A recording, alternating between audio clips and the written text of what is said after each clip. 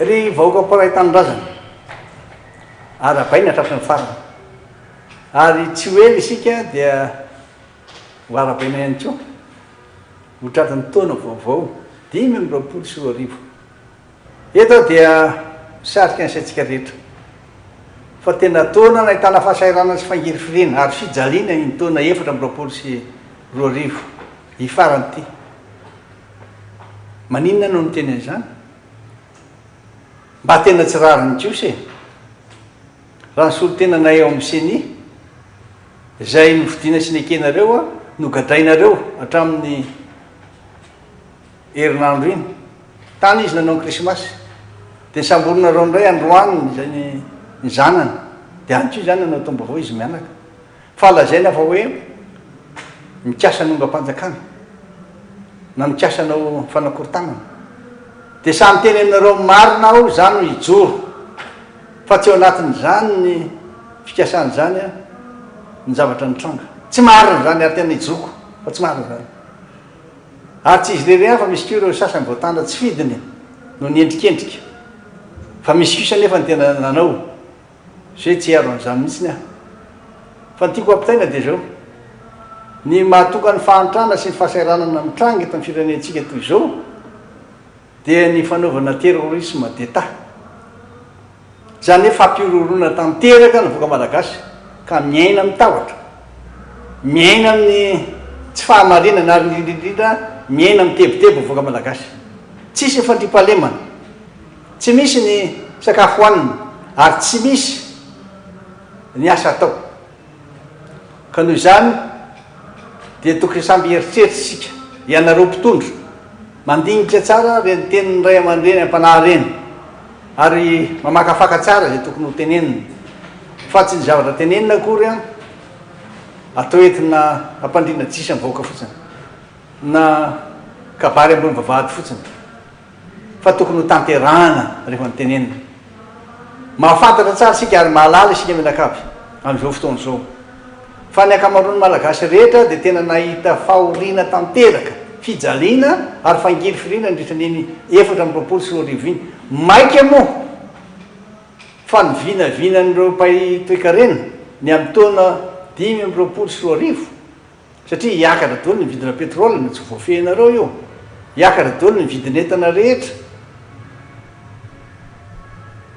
zany rehetrarehetra zany dia ara-toekarena fa ny ara-tsosialy ny lazaiko tao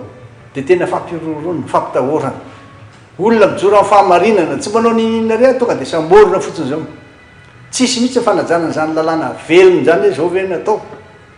tsy misy enoy ny feo fieritreretanao enoy ny feon'ny olona manodidina anao ary efa mahavaky volana ny ray aman-dreny am-panahy no ny tantara zay manao fiainany rota fa izany ny zavatra misy eto amin'izao fotoana zao ka ianareo izay manatanteraka zany asa tsy mendrika ho an'ny malagasy zany fa mpiarana lalàna tsy ara-dalàna zany anody anareo zany ho mafy aminareo zany ka dia samy mieritreritsika rehetra amin'ity taona 524 avy ty mikrosifahana ary tena nimiditra ao anatin'ny lavaka mangritsikoitsoka isika ankehitriny ka dia hitodika manokana ntsika ato amin'tiako Madagasikara aoko isika hijoro mandrakariva ny fahamarinana fa isika mahalala tsara mahafantatra tsara fa ny fanenjehana sy ny fampijaliana ny fampahoriana mahazo ireo mpiara-mitolona amintsika ireo